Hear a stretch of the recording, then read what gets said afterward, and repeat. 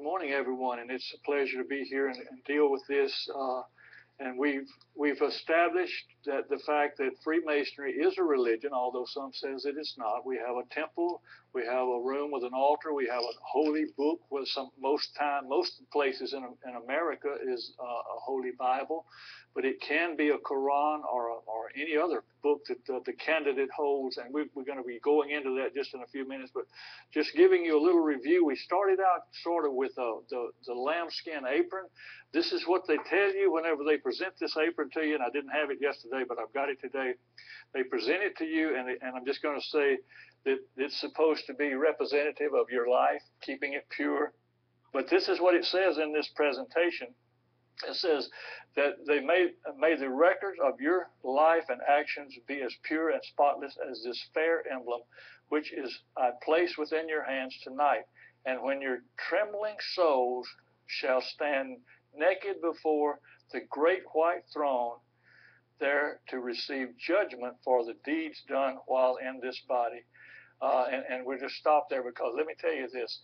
If you're standing before the great white throne judgment, you have missed the rapture, and you're headed for the lake of fire. So if you're depending on a white lambskin apron to get you through the great white throne judgment, you're very foolish. It's not going to happen. The Bible is very clear. We've established the fact, and Mike touched on it. Yeah, let me ask a question, Jim. This apron, when is it presented to the candidates? In the independence degree, in the first degree is presented. First degree. Yes, the first The reason I'm asking, I've heard people make mention of it. Is it used then after that?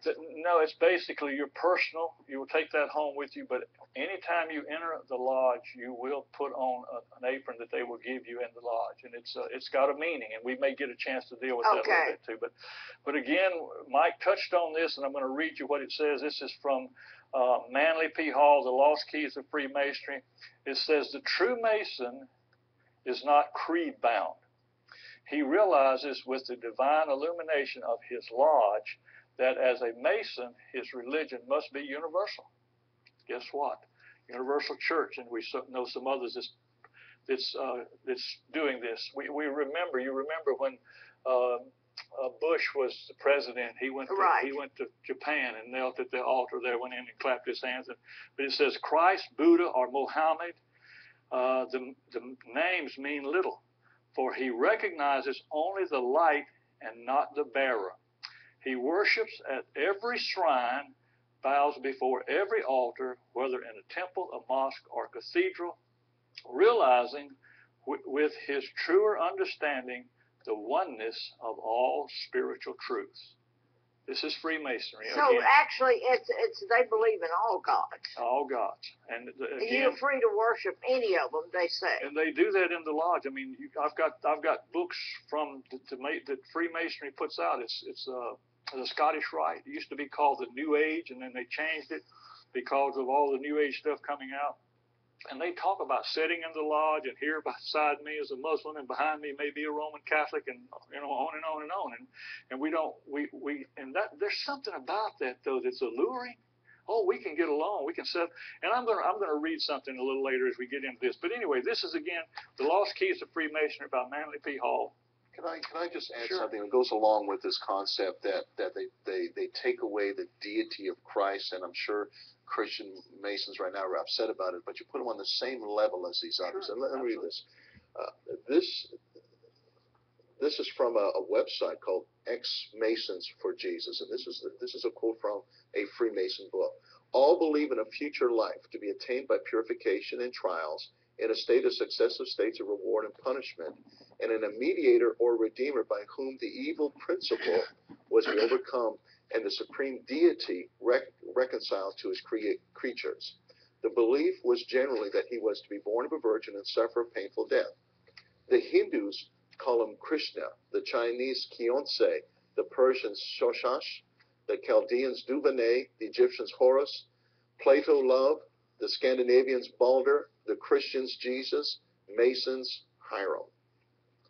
And that is very troubling.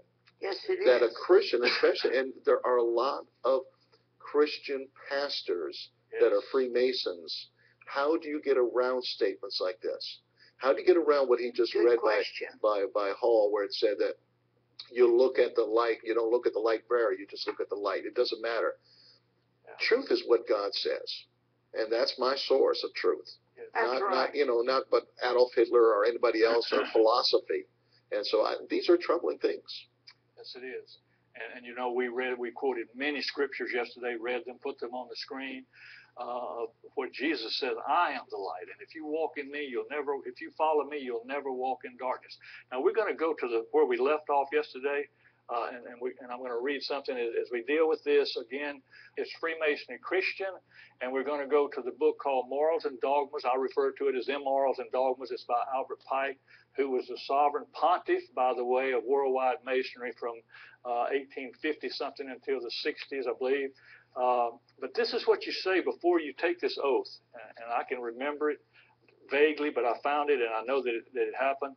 The worshipful master, 3 raps addressing the candidate, and in this it shows the figure of what he's doing, and he's actually addressing the one that we talked about the Reverend Hunt, that was a reverend that had come to the doors, and he'd been walking in darkness, and he was seeking light, the light of Freemasonry, that the veil would be, and we dealt with that yesterday. He says, Brother Hunt, you are now at the altar of Masonry for the 3rd time. This is a 3rd degree. This is the oath we're going to be dealing with, or have already dealt with. But before proceeding further, it becomes my duty as worshipful master of this lodge to inform you that it will be necessary that you take upon yourself a solemn oath or obligation pertaining to this degree. As I can assure you, listen to this now, listen to this. As I can assure you, upon the honor of a man and a Mason, that in this obligation there is nothing that will conflict with any duty you owe to God, your country, your family, your neighbor, or yourself. And in your advancement thus far, you have repeatedly assured us it was of your own free will and accord, and if you are still of that mind, you will advance to the altar. And we're going to, and we went over the oath yesterday, where you take an oath not to have a sexual relationship with another Mason's wife, mother, sister, or daughter, but everybody else is open season, and it's very clear. And look, I've heard enough testimonies to know that that's true. But again, let's looking at the altar in a Masonic lodge. We're going to go to this. This is number 73, where we left off yesterday. Is Freemasonry Christian Morals and Dogmas, page 11. The Holy Bible, square and compass are not only styled the great lights in Masonry, but they are also technically called the furniture of the lodge. And as we said yesterday, the Holy Bible is more than a piece of furniture. It is God's Word. The Bible says it is quick and powerful. It's sharper than any two. In other words, it's alive. So we don't compare it to, and I got an email from someone yesterday talking about, we discussed the great lights of Masonry, and he was concerned because I didn't say anything. And it's the Holy Bible, square and compass. Well, again, you're comparing the Bible, God's holy word, to a square or compass and putting them equal as far as they're concerned. So all of this is not Christian. None of this is Christian. And as we move on, let's see what the rest of this says. Again, going on, and it is held that there is no lodge without them. This has sometimes been a pretext to exclude Jews from lodges because they cannot regard the New Testament as a holy book. The Bible is an indispensable part of the furniture of a Christian lodge only because it is the sacred book of the Christian religion. The Hebrew Pentateuch in the Hebrew lodge and the Quran in the Mohammedan one belong on the altar, and one of these and the square and compass, properly understood, are the great lights by which a Mason must walk and work.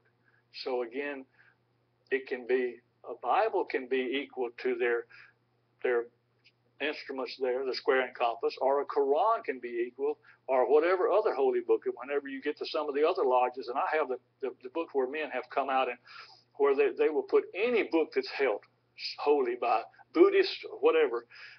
So we understand now that if you believe that it's Christian, if you believe Freemasonry is Christian, then you ought to listen to what this says, because It can be any book, and we're going to, and I know what people will say a lot of, because I've heard them say, well, I don't know who Albert Pike is. We don't believe him. We got a King James Version Bible on our altar, and that's what all lodges have. Well, let me show you something. Let me finish this though. The obligation of the candidate is always to be taken on the sacred book or books of his religion, that he may deem it more solemn and binding. And therefore it was that you were asked of what religion you were. We have no other concern with your religious creed. They just want to know what will bind you to them, and they can control you with, and they will use whatever is necessary to do that. So an atheist could not be a Freemason, but a witch could. A Satanist can. Satanist William Schneebelen was a Satanist, but he believed in God. He believed Satan was God. And the first question on a petition is, do you believe in God? Well, sure. Well, William Schneebelen believed in God, and so he said yes. And so, but this is what we're talking about. And again, this is the deception that people need to learn about, that profess to be Christians, some of them ministers. And I'm talking about we know that the Baptist denomination is full of Freemasons, ministers as well as deacons. They love to get control of the pastor. And some of them are just good old boys. They just but if it comes down to a decision, they're going to do what their oath tells them to do. So let's move now down to modern times. If you believe that Albert Pike was out to lunch and he didn't know what he was talking about, we're going to come right down. And listen, if you want to go to Good Morning America on April the 19th in 2006, you can go there and get just exactly what I've got. Plus, you can get a film clip of what this man is saying.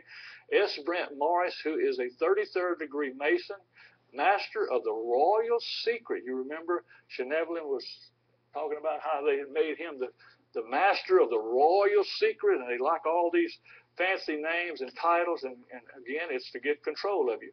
But he is he's a 33rd degree Mason, master of the royal secret, and managing editor of the Scottish Rite Journal, had this to say. And again, go there and get it. It's still there on Good Morning America, unless they see this and jerk it off. But anyway, that's happened too. Freemasonry was not a religion. It had overarching religious principles that were part of Mason's rich tradition. The Freemasons did something very radical 300 years ago. Now again, we're talking about modern. We're talking about 2006. We said that men can agree that God exists and that he compels them to do good in their life, and we can stop all religious discussions at that point and go out and do good to help mankind. What is the seeker-sensitive church doing today? They're doing good things that makes them feel good, and it drains a lot of attention, just like the Pharisees would gather a crowd together and say their loud, long, beautiful prayers, and Jesus said, that's all the reward they're going to get. That's all they're going to get. So it says, again, going on with this, so Freemasons invite any believer in God, and I put a God, which is true, to join them, said Morris. Morris also said Freemasons display a Bible, a Quran, and a Torah on their altars. So if you don't believe me, go to Good Morning America, pull this article up, and it's written there. And I just pulled excerpts out of it, but I did not do any damage to it, because this is what he said. Because we just don't have time to print or show everything that he said. Okay, we mentioned this a little bit yesterday. This picture of Billy Graham receiving the yoke of Rome from the Jesuit Belmont Abbey College as a young man. And this, we're not saying he is, we're saying what Jim Shaw said. We've already said it yesterday. Jim Shaw said Billy Graham was at his 33rd degree ritual when he went into the 33rd degree temple. Again, I know that people are going to get upset, and if he's renounced it, then I would love to have a copy of that. Other than that, we're just going to move on. Then we go, this is something else that you can actually go to Larry King Live, to his website, and you can pull this up and read it for yourself. When John Paul II passed away, he was invited on to Larry King Live to do a program to pay tribute to John Paul II. And this is what it says, again, April the 2nd, 2005, interview with Larry King. King, John Paul, called you brother. Billy Graham, when John Paul, was elevated to the papacy, I was preaching in Krakow, Poland, John Paul's cathedral. Billy Graham, John Paul, too, called me brother, and I loved him and called his message Christian.